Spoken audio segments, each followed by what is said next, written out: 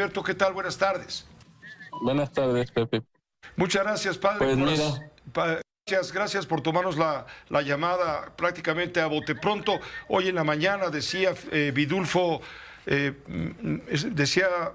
Vidulfo Rosales, el abogado representante de algunos de los padres y familiares de los 43 desaparecidos, que todo esto ha sido una patraña. Me refiero a lo que ocurrió con el ataque a los jóvenes, que ya el presidente de la República incluso declaró con toda puntualidad que se trató, sí, de un ataque de los policías que estaban inventando una historia. Padre, esto no contribuye a que haya un entendimiento, un diálogo con la gente de Ayotzinapa. ¿Usted cómo la ve, padre? claro, o sea, fue una situación muy lamentable que inmediatamente se empezara a manejar esa versión. Afortunadamente no tardó mucho en saberse la verdad. Y pues eso yo creo que es lo rescatable en esta tragedia, y que el presidente pueda de una manera respaldar la versión de nosotros, la versión de las víctimas, la versión de la mamá, pues para nosotros genera un poco de tranquilidad. Pero intranquilidad también, padre, tomando en cuenta de que son las propias autoridades policíacas las que están torciendo la verdad de los hechos para incriminar a los jóvenes en algo que es absolutamente una mentira, una falsedad gigantesca.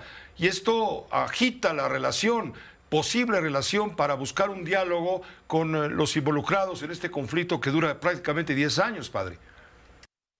Claro, o sea, aquí se revuelven las aguas, se revuelven la historia y los momentos difíciles, eh, pero bueno, esperemos que se redireccione, o sea, no esperemos, bueno, no queremos, yo creo que las víctimas nunca van a querer que nunca se resuelvan sus casos.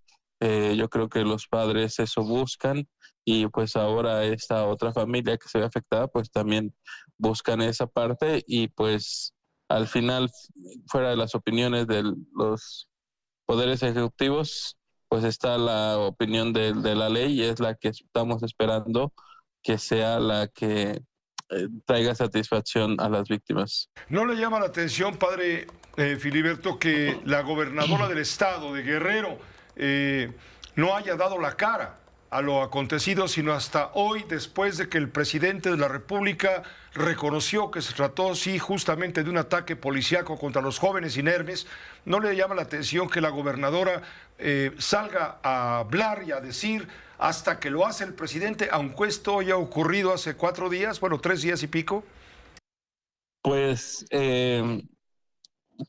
pues a veces no, yo creo que algo que hemos visto en este régimen o cualquier otro, pues es esta situación de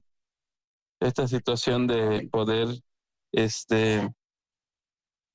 pues siempre no esperar la luz verde pues del líder. Entonces, pues mira, ya la habían regado al declarar los secretarios estatales lo que dijeron en la madrugada, y yo creo que tenían miedo de hablar sin fundamento, pero pues teniendo ya el impulso, ¿no? Del presidente, pues no tienen otra que seguir el ejemplo. Entonces, lo que te vuelvo a decir, independientemente de las declaraciones del presidente o la gobernadora, lo que queremos es que se haga justicia de manera rápida, que las investigaciones sean veraces, y que los culpables puedan recibir su castigo, independientemente del punto de vista de los ejecutivos. De que la distancia nos permita elaborar este texto, la distancia ya fuera de las responsabilidades de gobierno, de representación política, y analizar el proceso propiamente de mi vida. Es un ciclo que se cierra en este libro para mí, en términos, desde que hago el recuento de cómo empecé en 68. 68, con el movimiento estudiantil. Y cómo fuimos construyendo partidos, llegamos a la gran... Construiste el Partido Socialista de los Trabajadores. el Partido Mexicano Socialista y ayudaste a construir el Partido de la Revolución Democrática. Así es, el registro del PMT y del Partido Comunista, que era el registro del Partido Mexicano Socialista, se convirtió en el registro del PRD. Tú llegas en 89. Llegas a Morelos, bueno, después de haber tirado a un gobernador. Sí, cómo no. Tú fuiste el verdugo de un gobernador. Un gobernador que protegía la delincuencia organizada, que empezó a instalar. Carrillo Lea. Jorge Carrillo Lea, efectivamente, ahí está descrito todo ese periodo. Y logramos un juicio político que es histórico. El ministro Mariano Azuela fue el ponente y un hombre muy valiente, muy independiente en aquella corte de esos años. Y logramos establecer la inhabilitación finalmente del gobernador. Él ya había renunciado, se había tratado de negociar, porque estaba detenido Millasagua, estaba detenido Peredo Merlo, el procurador. Millasagua, aquel personaje siniestro que era su jefe de policía ministerial, y el jefe de antisecuestros y toda una cadena de mandos de esa época que demostraron la protección a la delincuencia, a los secuestros, a los secuestradores. ¿Te acuerdas que fue el gobierno de Carrillo Lea cuando detonó la violencia explosiva en Guanajuato, en Morelos? Todo el tiempo empezaron los secuestros, los asesinatos y demás. Así es. Y luego, bueno, llegas tú y tratas de recomponer las cosas. Y vas por el PRD. Sí, el PRD pierde el Estado y lo gana un futbolista. Les mete gol, Cuauhtémoc Blanco. Y ahora te anda persiguiendo, o te anduvo persiguiendo, o te trató de perseguir. Bueno, ese era el planteamiento que hacía él, pero evidentemente los recursos para una persecución existen también en otras instancias. Y se pudo observar que la Unidad de Inteligencia Financiera o la Auditoría Superior de la Federación tenemos 0 observación en los últimos 4 años, cuando el 97% de los recursos están manejados provienen de las participaciones federales. Entonces tú hay que ser muy pulcro y muy claro para que te acredite un delito de peculado, pues tiene que estar la Auditoría Superior. Te quito señalar como ratero. Pero no hay tal, aquí está la evidencia de que no hay tal, y lo que yo quise fue no entrar a un dimes y diretes, sino a reflexionar, escribir, hacer este texto, y ha sido muy exitoso, fíjate, mucha gente lo está comprando. Es un análisis hacia adentro de tu historia, tu propia historia personal como político de la izquierda. Decíamos antes de ir a corte hace un rato que la izquierda le ha fallado al país. Fíjate que no le falló a la izquierda, no hemos fallado como izquierda. Lo que pasa es que en la izquierda nos faltó la suficiente decisión de romper con una matriz que es similar. Los que veníamos de izquierda veníamos de una visión autoritaria, del partido de la clase obrera o de los trabajadores, etcétera, del partido hegemónico. Y los que venían del PRI, de la corriente democrática, del nacionalismo revolucionario que encabezaba Cuauhtémoc Cárdenas, Ifigenia Martínez, don Rodolfo González Guevara, Porfirio Muñoz Ledo, tenían la visión también del partido hegemónico, ¿no? Es decir, esa visión en la que se formaron, no pudimos ni romper la nuestra ni romper la de ellos y crear una visión mucho más liberal. ¿Por qué? ¿Por la división? Porque finalmente caímos en 20 años, fíjate, lo he dicho, lo digo en el texto, tuvimos solamente 2 candidatos. Cuauhtémoc Cárdenas, que es el líder fundacional de este movimiento. Y López Obrador. Y López Obrador.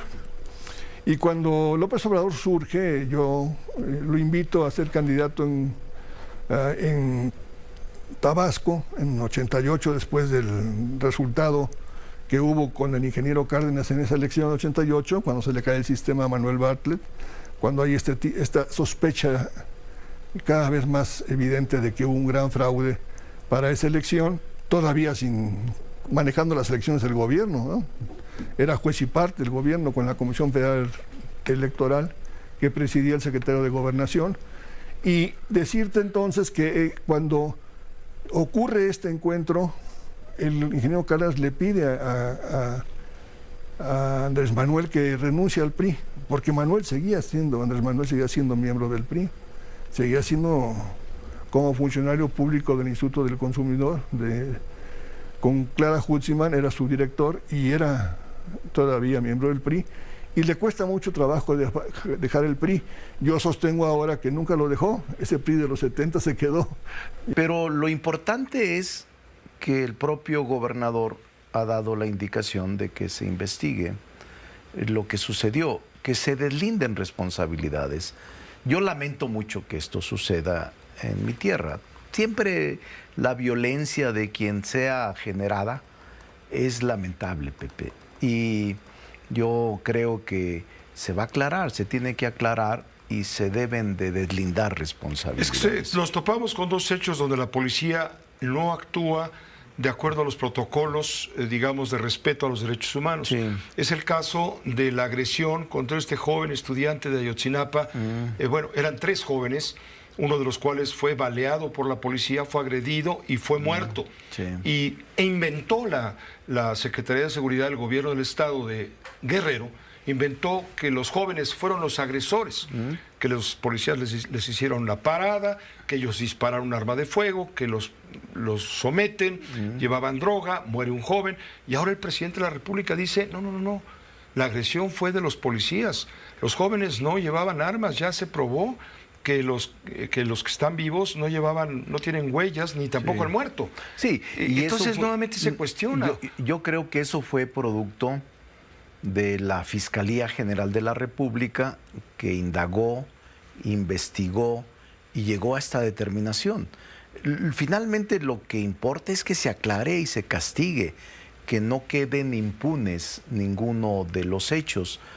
Yo creo que incluso, Pepe, en el caso de Ayotzinapa, es una situación delicada. El propio presidente ha reaccionado positivamente en el sentido de afirmar y decir, no va a haber impunidad. Quien sea responsable tendrá que pagar las consecuencias de una actitud o de una conducta que puede ser exceso en la defensa, exceso en el protocolo o violaciones en la aplicación del protocolo en este tipo de Pero circunstancias. esto va más allá de los policías que cometieron el ilícito, el abuso de autoridad en contra de los jóvenes estudiantes de Ayotzinapa. Normalmente va contra sí. el gobierno, que Sí. el gobierno está diciendo, es que los jóvenes nos agredieron.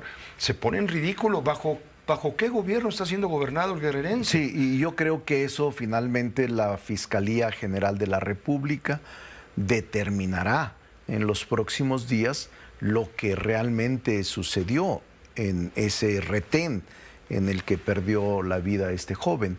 Y seguramente habrá consecuencias de carácter jurídico punitivo, de investigación y de acusación contra quienes resultaron responsables o contra quienes ordenaron ese tipo de conductas que riñen con el protocolo normal de aplicación en esos casos. Esto aplica también a Zacatecas. En donde quiera. Yo creo en este que- caso específico del 8M. ¿no? Sí, yo creo que el gobernador de Zacatecas, David, yo lo conozco, es un hombre sensible y él mismo ha ordenado que se haga la investigación. Él mismo ha dicho, quien sea responsable tiene que pagar las consecuencias. Y en ese sentido, me parece que la investigación que se dé por parte de la Fiscalía tiene que hacerse pública y tiene que generarse una sanción para quienes resulten responsables. Lo importante es que no haya impunidad y que no se repitan ningún acto de violencia. La parte ofendida tiene razón en estar indignada, las mujeres, yo estoy en contra de cualquier agresión contra las mujeres, y también escuché versiones y testimonios de las policías que en ese momento enfrentaban el tema, porque incluso ya había terminado la marcha y regresa. Creo que hay incluso videos donde ellos mismos lo plantean, no el testimonio del secretario general de gobierno, que el propio secretario general de gobierno se ha puesto a disposición.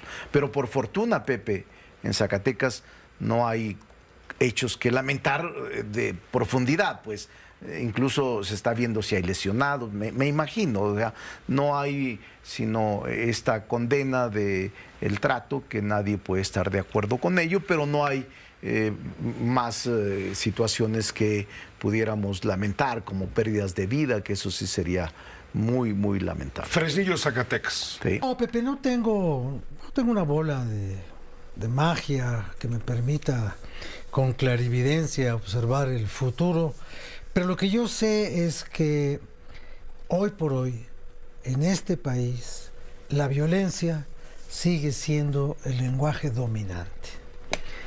Se le pueden dar 300,000 explicaciones de justificante naturaleza, pero hay algo que es muy grave. No hemos podido controlar a la delincuencia organizada, pero tampoco hemos podido controlar a la policía. Las fuerzas policíacas siguen siendo tan deficientes como lo eran cuando fue necesario sacar al ejército a la calle en labores de seguridad pública. Este asunto ya nos lleva casi 18 años y simplemente no podemos avanzar.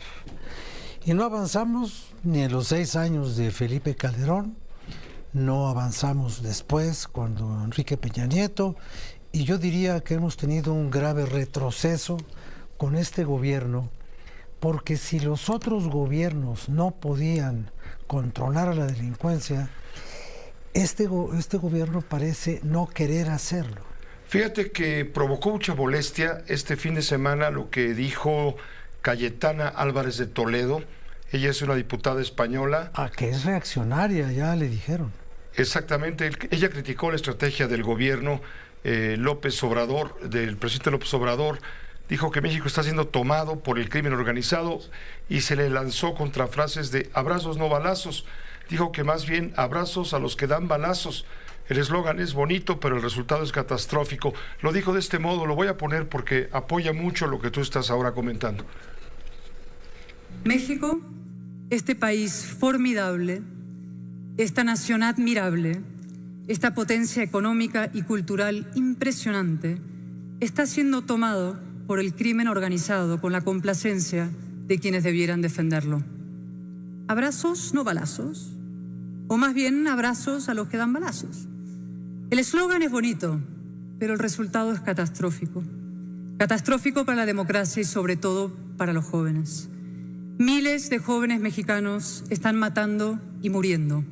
Miles de jóvenes mexicanos están viendo truncadas sus vidas en los cementerios y en los sórdidos pliegues del AMPA. Y esto no es responsabilidad solo de los criminales. También lo es, y principalmente, quienes diseñan y aplican las políticas de seguridad. Esto le cayó como un dolor de muelas al presidente de la República, quien le respondió esta mañanera de este modo. Acaban de traer a una señora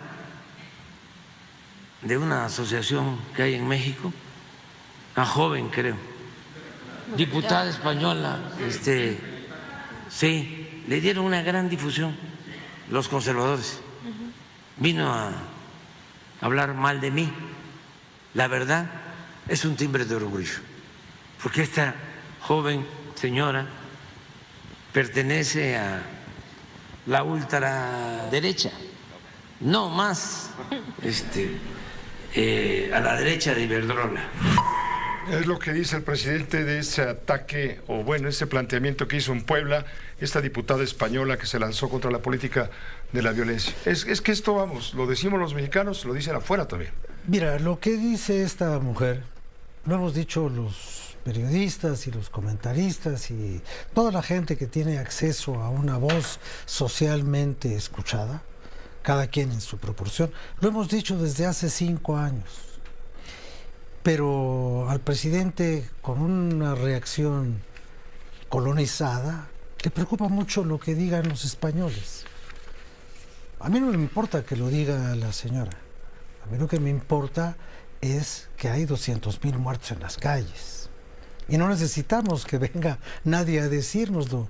Si ella lo dice es porque gracias a la difusión y al trabajo de investigación de los medios mexicanos, esto se ha conocido en el mundo.